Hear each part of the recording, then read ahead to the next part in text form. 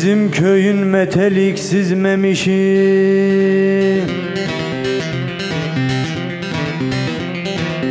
doya doya yemedi yemişi.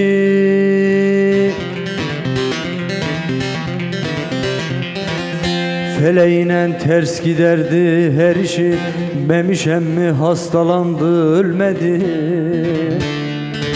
Memiş emmi çekti çekti ölmedi.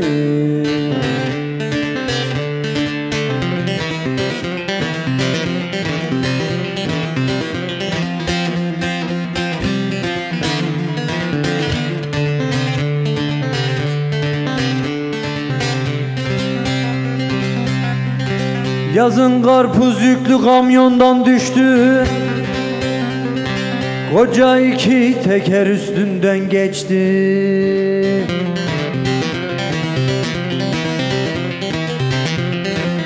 İlaca benzetti dedete içti, Memiş emmi kustu kustu ölmedi.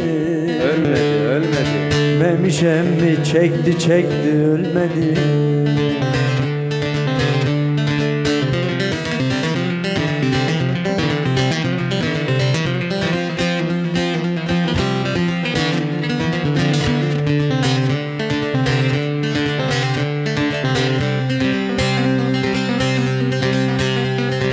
Oturunca kalkamazdı hasırdan hasırdan, 7 sene ağrı çekti basurdan. İç güveydi farkı yoktu esirden, Memiş emmi sustu sustu ölmedi.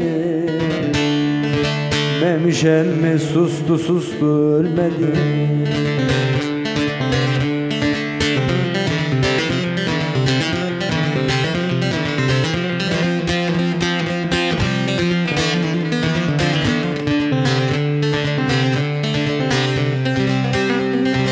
Hastalandı Ankara'ya saldılar saldılar, ölür diye ağdını çaldılar.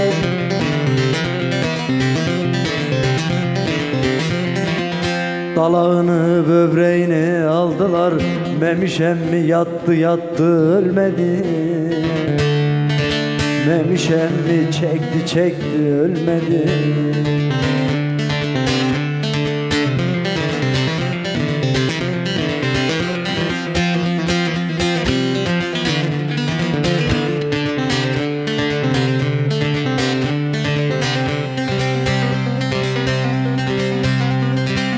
İt ısırdı 40 gün yaptılar aşı, sanırsın Azrail bunun kardeşi.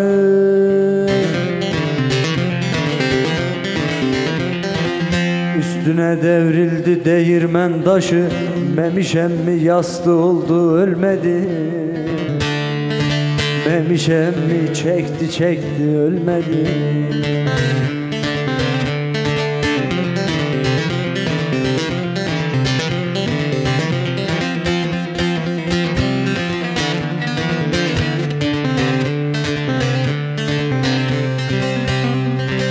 Hacım Memiş'ili dile getirdi, getirdi, getirdi de tüm dünyaya yetirdi.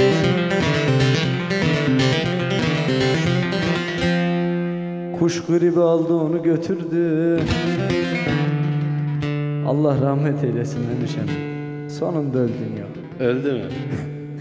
Memiş emmi onca derde dayanmıştı o zaman. Evet. Kuş gribinden ölmüş adamcağız. Ben bu türküyü bir daha hiç unutmayacağım. Ya bildiğin kitap okuduk yani.